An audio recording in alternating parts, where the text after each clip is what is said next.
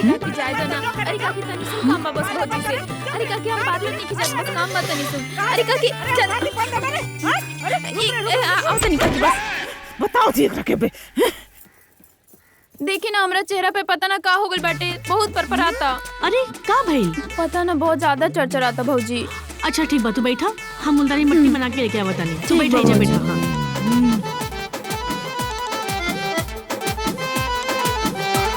कुछ तो उपाय करे के पड़ी।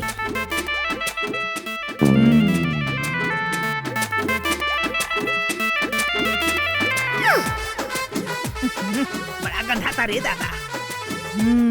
आप करा लोगन मेकअप, आप लोगन के पता चली।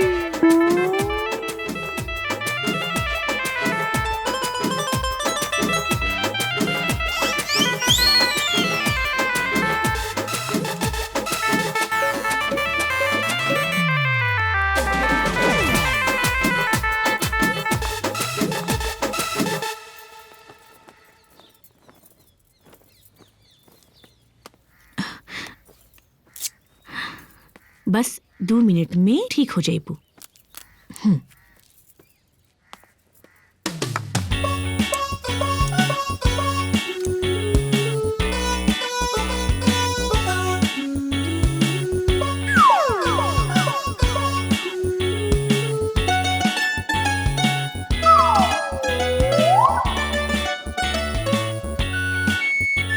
भौजी ई कैसन बदबू आ रहल बा?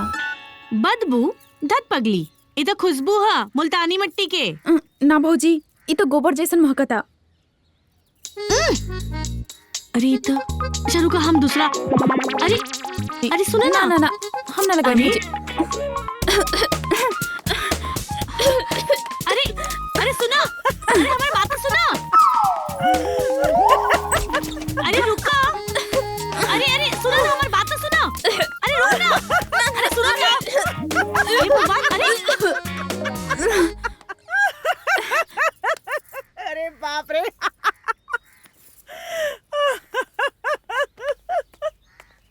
ए भौजी हमरो मेकअप कर दो ना। अरे हाँ आवा ना।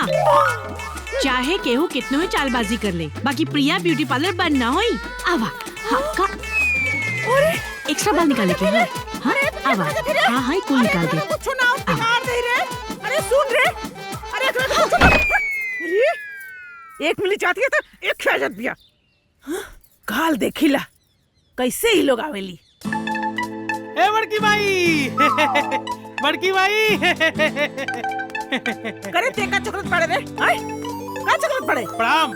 खुश रहा। अरे वो कहाँ बाड़ी नुक्सा वाली भौजी, तने उनकरा बाहरे बोलाई ना। तो के भगौले रहली, तेरते आगे ले मन में नता है। ए बड़की माई, तू हमके एक बार का 100 बार भगावा, लेकिन हमार मजबूरी बा। हमके पाता रोके बा नुक्सा वाली भौजी के, हमके एक बार मिलवाता बड़की माई, एक बार। इनहू नुस्खा बड़ा चिल्लात बाड़न। इनहू का कोनो न कोनो उपाय कर ही के पड़ी। ए बड़की माई, कहाँ सोच में डूब गइल हो? कुछ नहीं रे। अरे एक कुंटल तो के नुस्खे नु चाहिए रे। अरे हमरा के तोर भौजी बताउले बाड़ी नुस्खा। हम अब्बे तोरा खातिर नुस्खा लेके आती है। तू ऐसे रहा।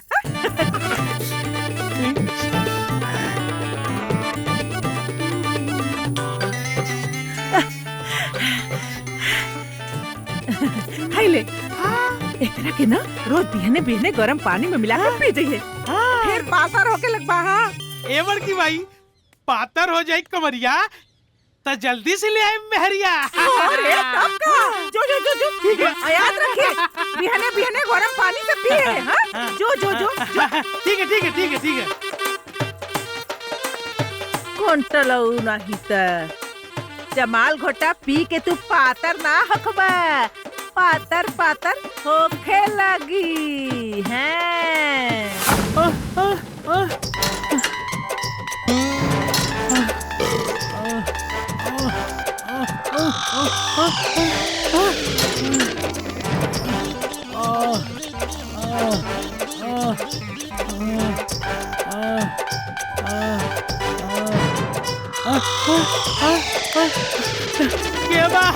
केवा जल्दी लिख रहा। दुल्हीन, ए दुल्हीन। अरे तू कहाँ डंडा लेके भचकत भचकत दुल्हन दुल्हन करता होते हुआ। तनी दुल्हनिया से मुछिया के बाल तुड़वावे के बा आ मेकअप करवावे के बा। हमारा बुढ़ऊ के आर्डर बा। ए बुढ़ऊ के आर्डर बा, जा घरे पार्लर बंद बा। अरे के कहा था कि पार्लर बंद बा? पार्लर खुलेल बा। का करावे के बा? एही जाके बाल तुड़वावे के बा और चेहरा पर मेकअप करवावे के बा। हमरा बुढ़ऊ के दिखावे के बा। ठीक बा एकदम टकाटक हो जाई। आई आजा। अरे अरे बिगाड़ दे, कहाँ जाता हूँ? अरे बिगाड़ दे, मुझे उपाल नहीं। अरे कहाँ जाता हूँ? अरे अरे अरे बिगाड़ दे। अरे मैया अरे कौन? अरे बाप रे बाप। भाता। अरे चाची दुखाई तभी नो खूबसूरत हो जाइबू। हटाओ। अरे मई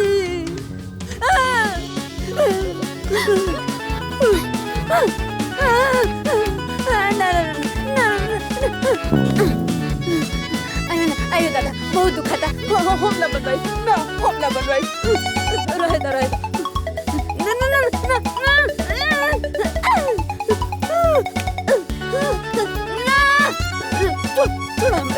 आयु दादा।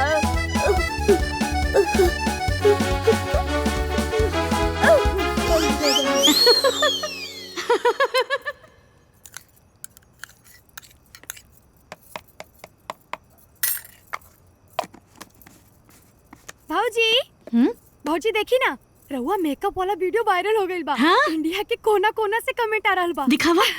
देखी मेरे चेहरे पर बहुत दाना होता है, कोई नुस्खा बताएं। आपका ब्यूटी पार्लर किस स्टेट में है? मैं आपका वीडियो रोज देखती हूँ। अरे वाह। मेरे माथा पर दाना निकलता है, इसका वीडियो बनाकर पोस्ट करें। बनावल जी ना भाऊजी। हाँ पक्का। अरे हम तो पॉपुलर हो गए बानी। अच्छा पकड़ा। ये उठावा। चली ले आओ। हाँ।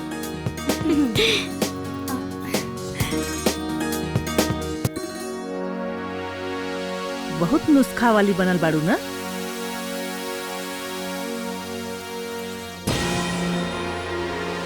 अब हम तोहार कुल नुस्खा गिरी निकालब।